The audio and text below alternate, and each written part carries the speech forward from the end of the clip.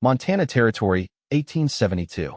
The chalk dust swirled in afternoon sunlight as Rebecca James wiped the blackboard clean. At 22, she was already well acquainted with loss.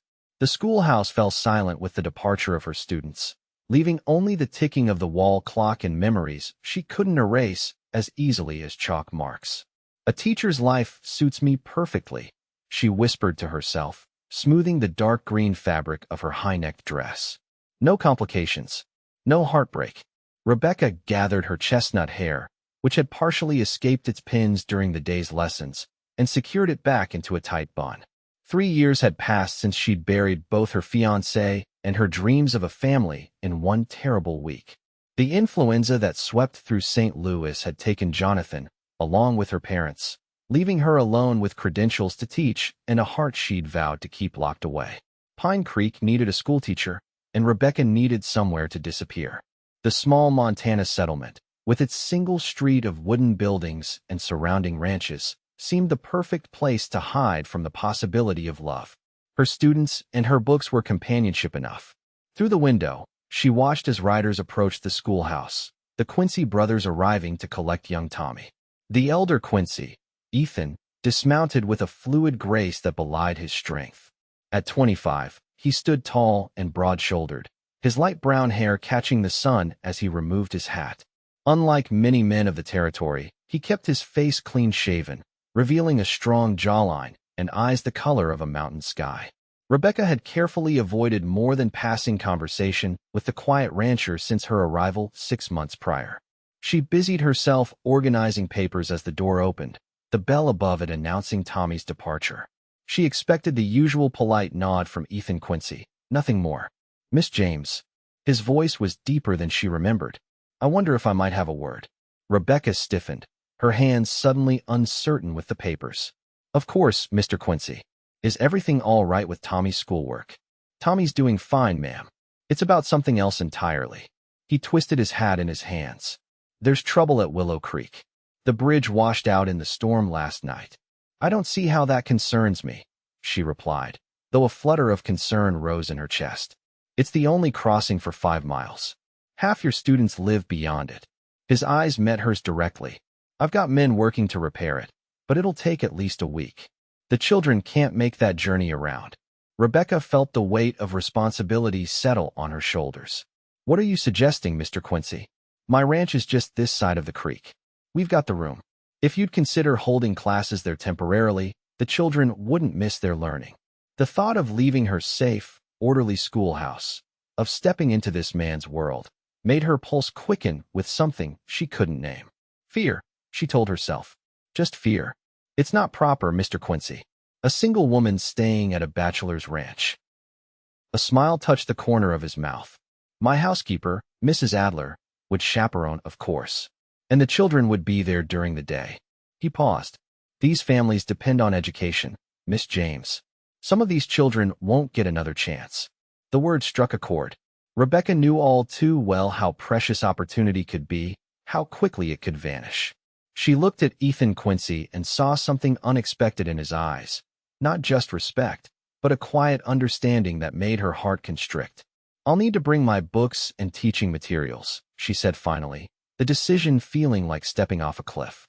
"I'll send the wagon for you tomorrow at first light." As promised, Ethan's wagon arrived the next morning, driven not by a ranch hand but by the rancher himself. Rebecca stood on the schoolhouse steps, her trunk packed with essentials, her stomach knotted with apprehension. "Morning, Miss James."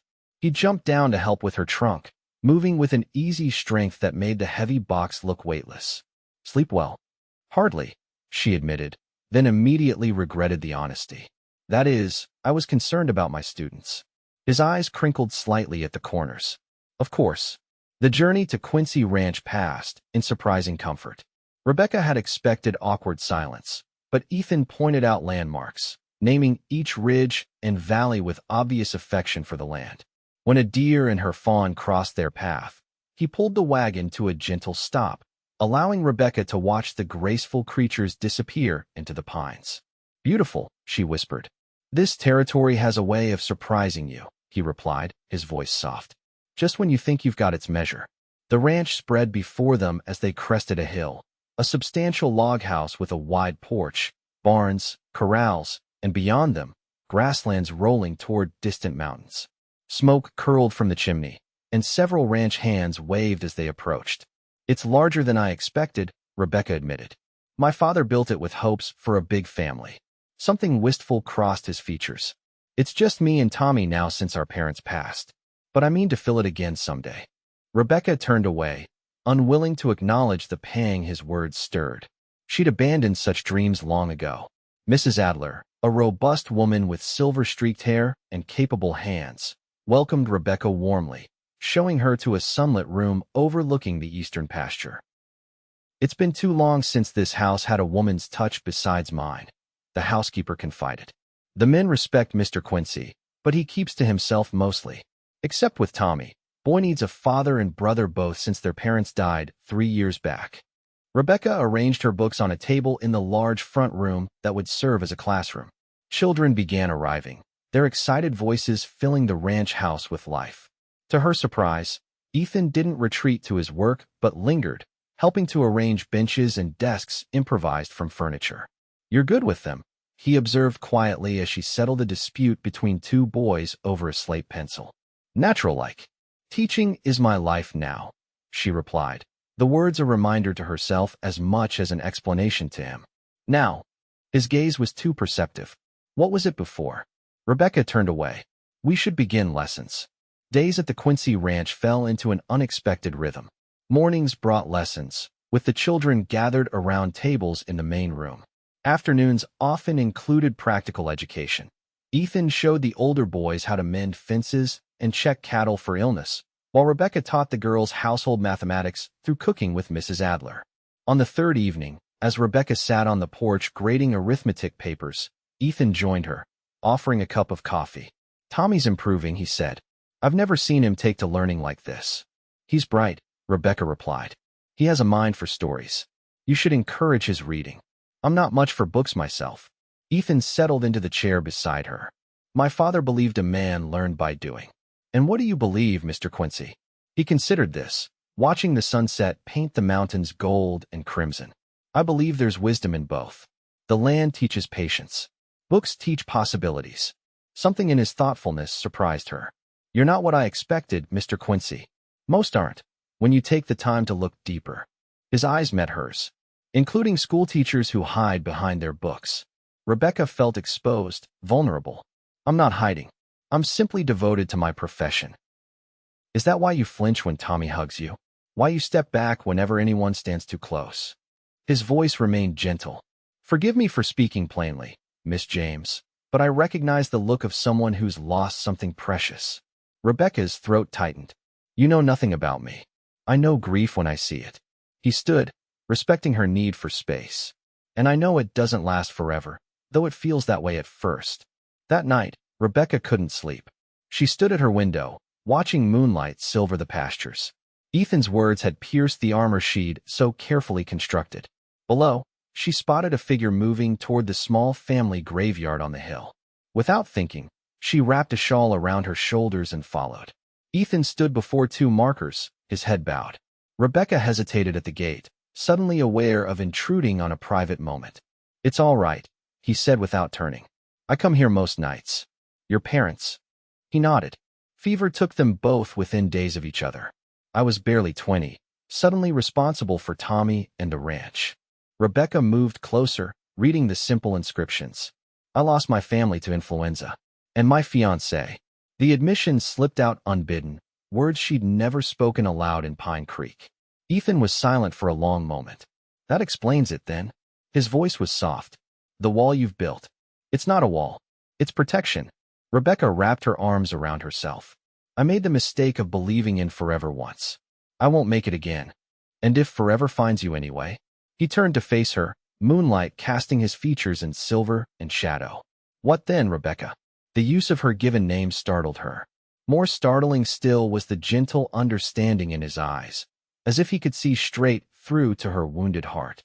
"It won't," she whispered, and fled back to the house. The following days brought new tension.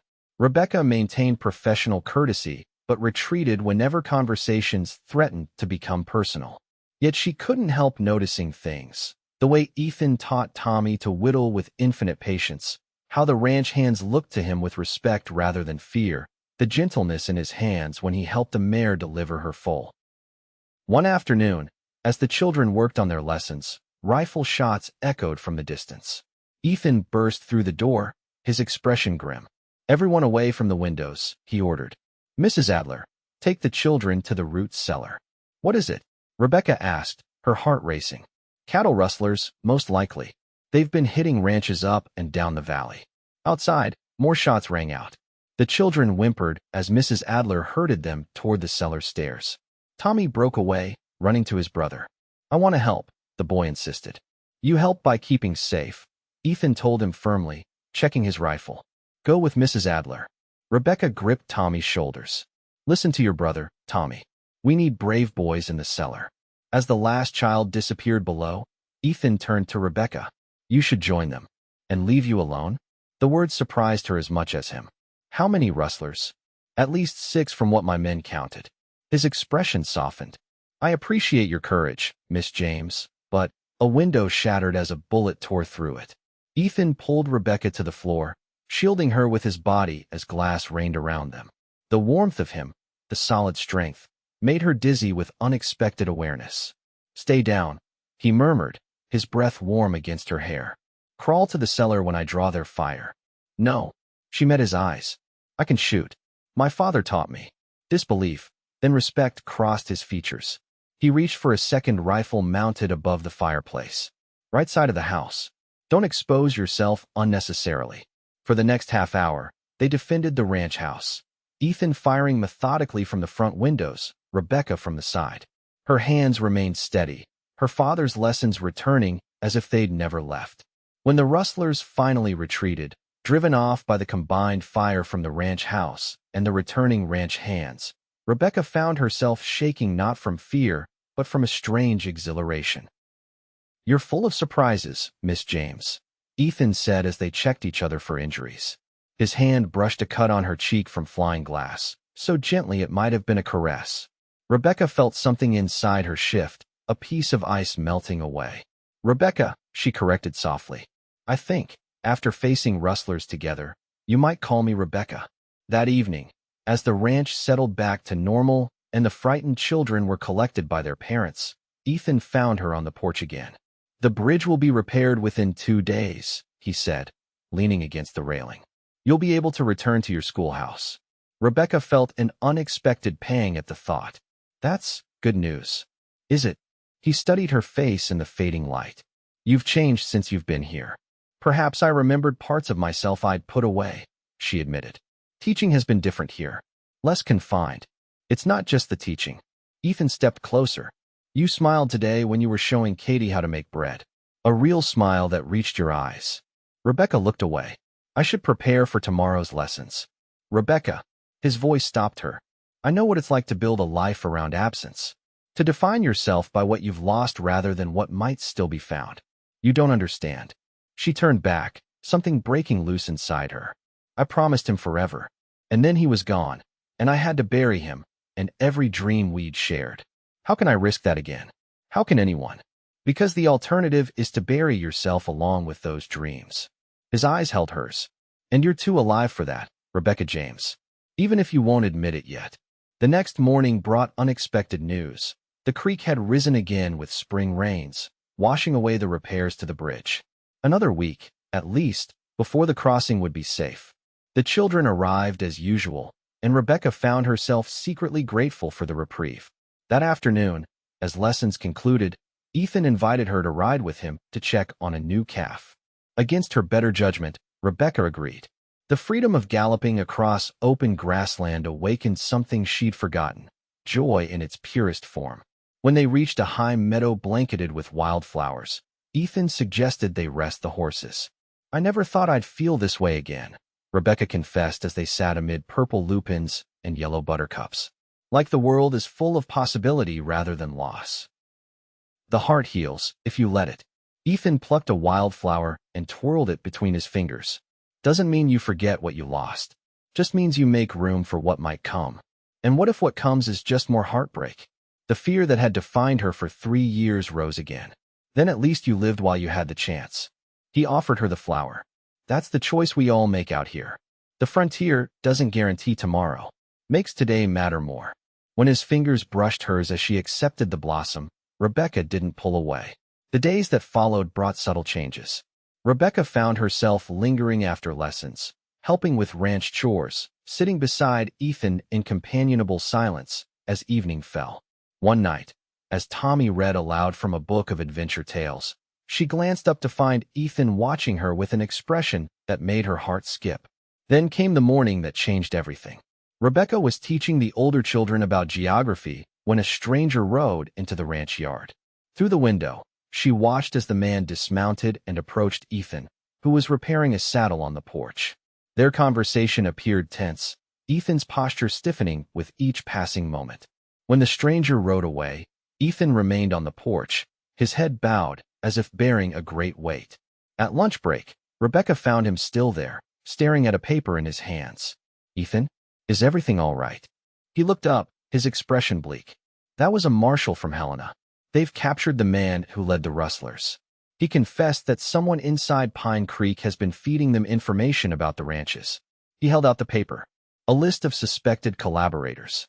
Rebecca scanned the names, her blood turning cold as she reached the third entry, Rebecca James.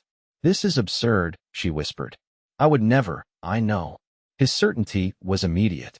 But others might not be so sure. "You're still new here. You arrived just before the rustling began." His eyes held hers. "And your background? It's something of a mystery." "I've nothing to hide," she insisted, though panic fluttered in her chest. "Then tell me. All of it. Before this gets any worse." Rebecca sank onto the porch steps, the paper trembling in her hands. "I told you about losing my family and fiancé in St. Louis. What I didn't say was that Jonathan, my fiancé, was involved in something dangerous. Government work he couldn't discuss. After he died, men came asking questions, searching our home." She drew a shaky breath. "I was afraid. So I ran. Changed my name slightly. James was my mother's maiden name." Ethan sat beside her. "You're not running from the law, then?" "No, nothing like that. I just wanted to disappear. Start fresh where no one knew me or what I'd lost." Relief washed over his features. "We need to clear this up before rumors spread. I'll ride to town tomorrow, speak with Sheriff Miller." But the next morning brought disaster. Rebecca woke to shouting and the smell of smoke. Fire had broken out in the barn, a fire deliberately set, according to the frantic ranch hands. As they fought to contain the blaze and save the livestock, Rebecca helped evacuate the children who had just arrived for lessons. In the chaos, she didn't see the rider approach until he grabbed her arm, yanking her toward his horse. "Let go," she cried, struggling against his iron grip. "You're coming with me, informant," the man snarled, his face half hidden beneath a bandana. "The boss wants a word with whoever's been betraying our plans." Rebecca fought wildly, her fingers finding a rake propped against the fence. She swung it with all her strength, connecting with the man's shoulder. He howled in pain but didn't release her. "Rebecca!" Ethan's voice cut through the commotion. He appeared through the smoke, rifle raised. "Let her go." "Quincy," the rustler sneered. "Your pretty schoolteacher's been playing you for a fool. She's been our eyes inside Pine Creek." "That's a lie," Ethan replied, his voice deadly calm. "And you've got 3 seconds to release her before I put a bullet in you." The standoff stretched like an eternity. Then, with shocking speed, the rustler drew his pistol and fired. Ethan dropped to one knee but returned fire in the same instant. The rustler fell from his horse, clutching his chest. "Ethan!" Rebecca ran to him, horror freezing her blood as she saw the spreading crimson stain on his shirt. "Oh God, you're hit."